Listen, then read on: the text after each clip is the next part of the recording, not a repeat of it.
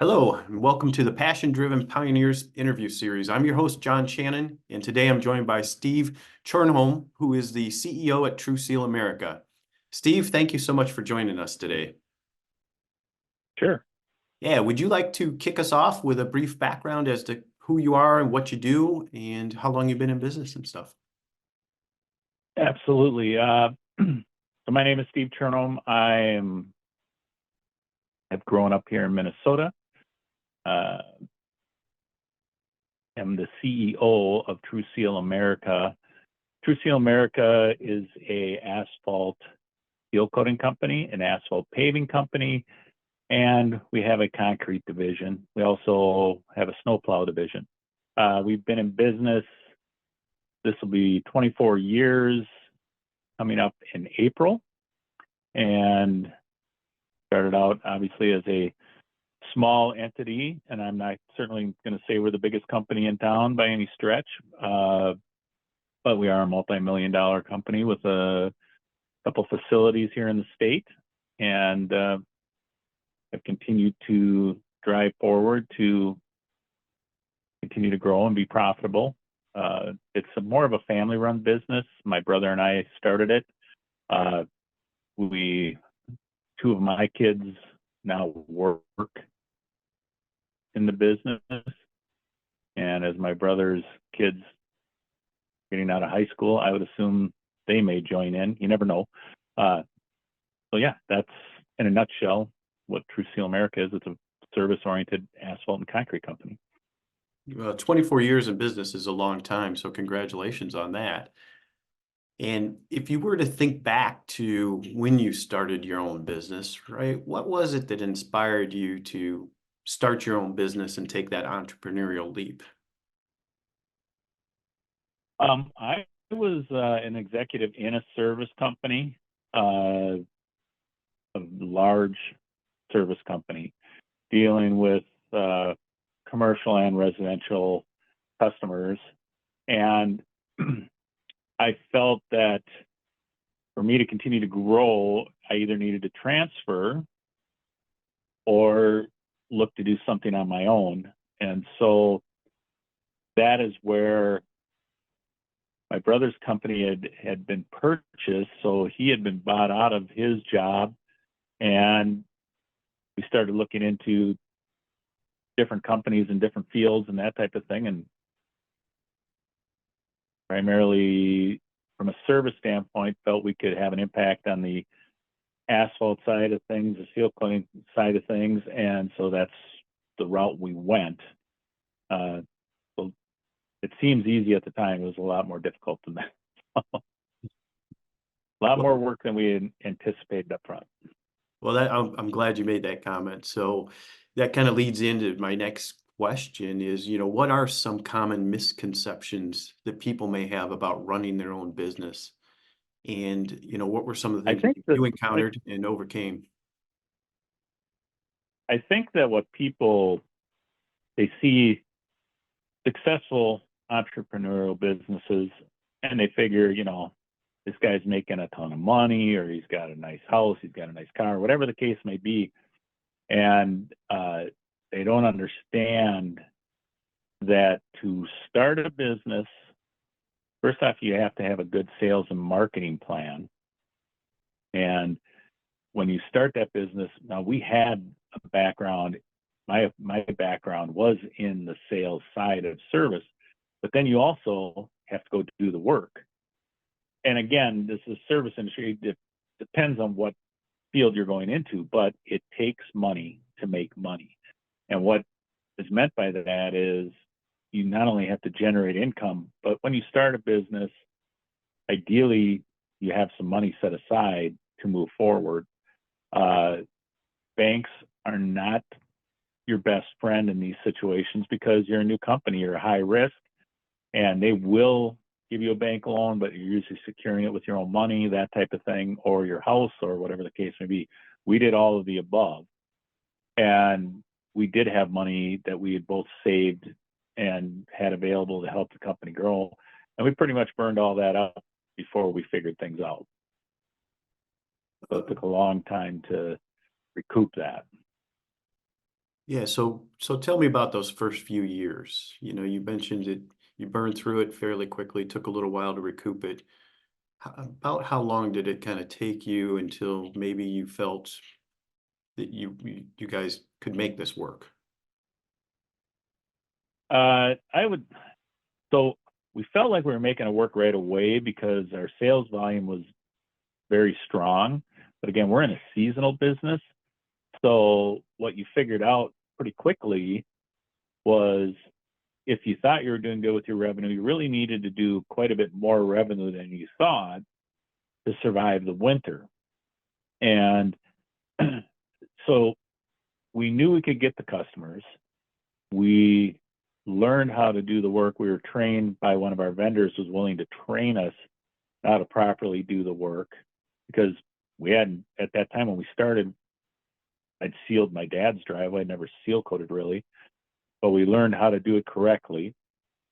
And then we learned that if we provided tremendously good service and were very responsive, excuse me, we would tend to get a lot of repeat business. But the thing is that after our first year, you're suddenly looking at winter, wondering, are you going to make your house payment? How are you going to survive till next spring? And that's where the money that we had set aside came into play. If we hadn't had that money, we don't survive. And each year, as we move forward, but the first couple of years, we were growing rapidly. So the sales volume was good. We had a good sales plan. We were good at that. And we had some salespeople. And back in those days, it wasn't that hard to hire good people for your crews. So the key was to keep your crews extremely busy, then to figure out how much revenue a crew should do in a day, how much revenue you needed much profit you needed to generate so you could survive the winter. So essentially, if the first year made $150,000 of profit, you would need every penny of that to reinvest back into your payroll and your equipment for the following year. And so it took a good 5 years before we started to turn the corner where we started to exceed the where we had more profit to work with than we needed. So it was tight going for a while there. And we also learned that you think you need certain things when you're running a business that you may have had in a big company. You don't need them. You need to watch your overhead, your rent. We had rented a facility. We were paying way too much for that. We got out of that after a couple of years and moved to a far cheaper facility that allowed us to do certain things. We moved part of the business into my basement for a while. So everything was to cut overhead and funnel money into growing the business. So overhead is not your friend when you start a business. Yeah, it sounds like you really need to be adaptable there towards the beginning and be flexible in terms of how you were working the business as well. Let's talk a Yes. little bit about work-life Well, balance as a business owner. You know, mhm. 30 years obviously working hard. You know, is there anything that helps keep you kind of focused on those two things, or are they relatively inseparable? They're relatively inseparable.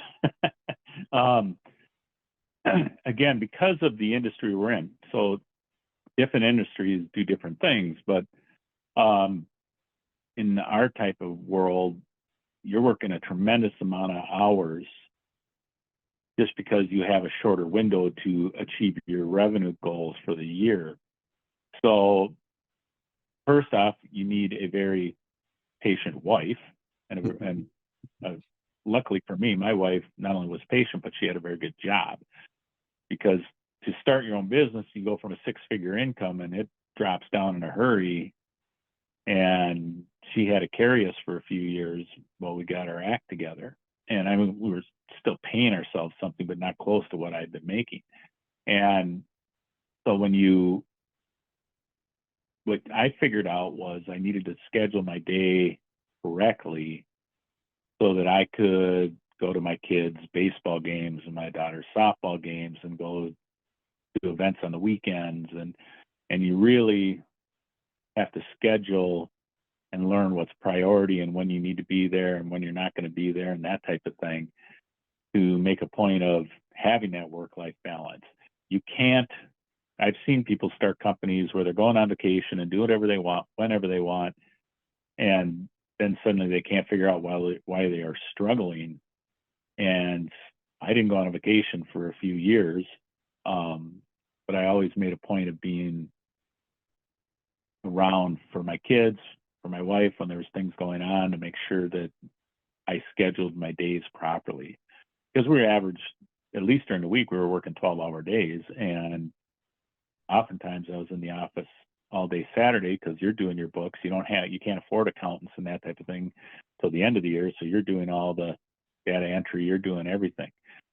And so it takes a lot to focus and to make everything fit together. Okay. So you mentioned, you're in the asphalt, concrete, seal coating business.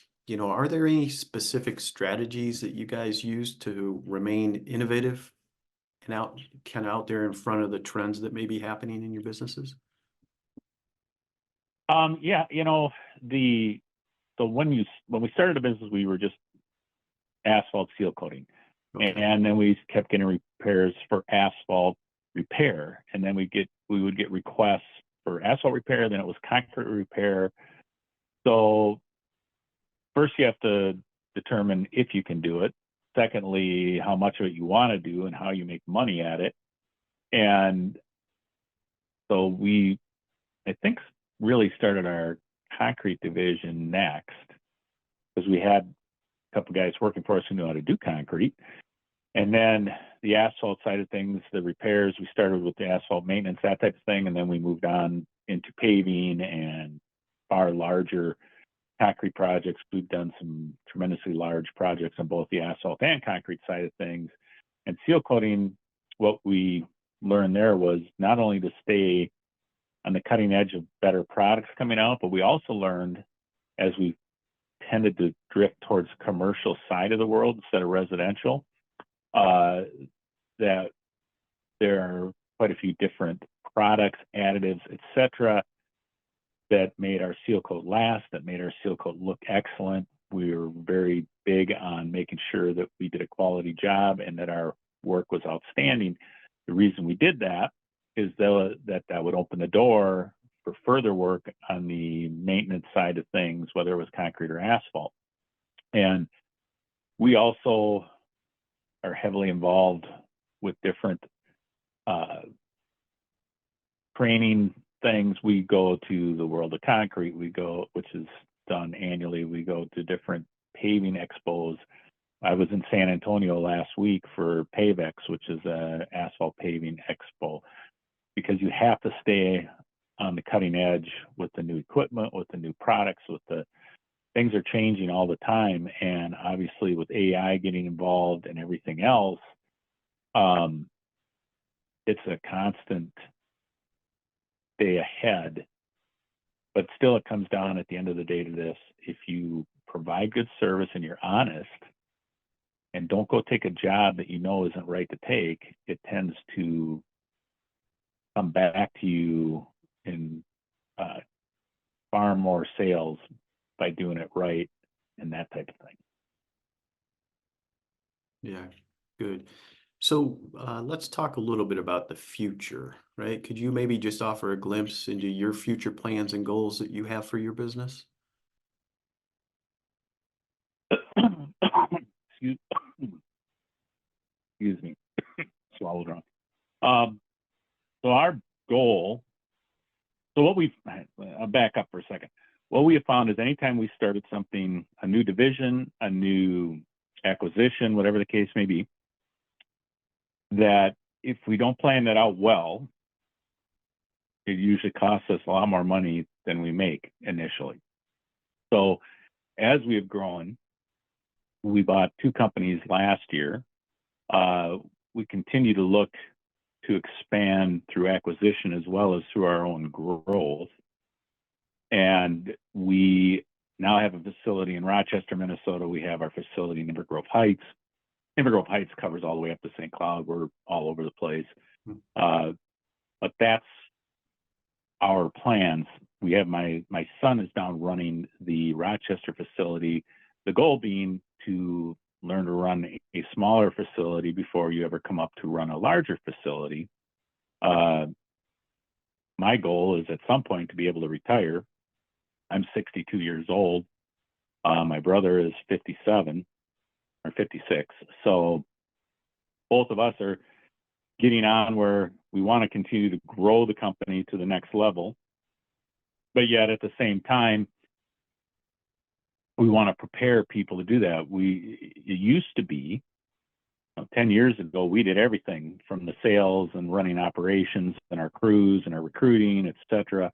Now you have operations managers and multiple foremen and that type of thing. So now you switch from a small business to a medium-sized business where you have to have infrastructure in place to grow. So we have that in place, and we continue to grow forward by working with our commercial customers and having new relationships. So we're always looking for different relationships, whether it's national companies that we work with or local companies, property management companies, et cetera. And we continue to grow by providing good service. I can't stress it enough that you see companies when they start and they take a job and they don't make money at the job. They took the job and lowered their price to get the job, even though they know they're not going to make very much money, thinking that that's going to help them. It never helps them. It's not just how much revenue you do, it's the profitability of the projects that you do. And it's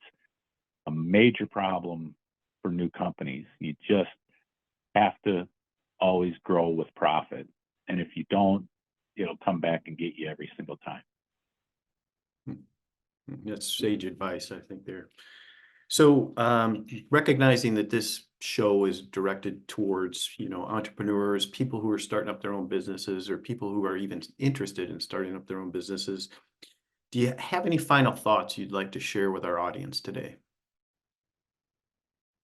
Well, there's a couple things. I think that when you're going to start a business, have a plan. And don't just have a plan for 2 months, but have a plan for a year and all the way out to 5 years. The 5-year plan, you have to start somewhere. My 5-year plan, when we started a business, we're not even remotely in that direction. After a couple of years, we had changed direction completely of where we were going. And secondly, have some funds available. Do not spend your money on overhead, which would be, a nice office facility or whatever the case may be, until your cash flow can absorb that and continue to go forward. So when you start your own business, as I said, number one, don't take jobs just to have a job. Take jobs that you can provide the proper service and the proper results and yet still make your profit, because that's what you need. Cash is king in small business. You need cash flow. You need that income and profitability so that you can survive, because you're going to have downtimes. Your work is not going to be as consistent as in a new business. And expect to work a lot of hours, and expect to not take all the money and put it in your pocket, but try and reinvest a lot of it back into your business to allow for future growth. And those are the mistakes that I see made quite often is there's no plan. It's just, we're going to go out and do this work, and then all of a sudden it's like, oh, we're out of work now. What do we do? That's really sound advice there. So thank you so much for your time today, Steve. It was great meeting you and learning more about your entrepreneurial journey. To everyone watching, I look forward to seeing you in our next episode.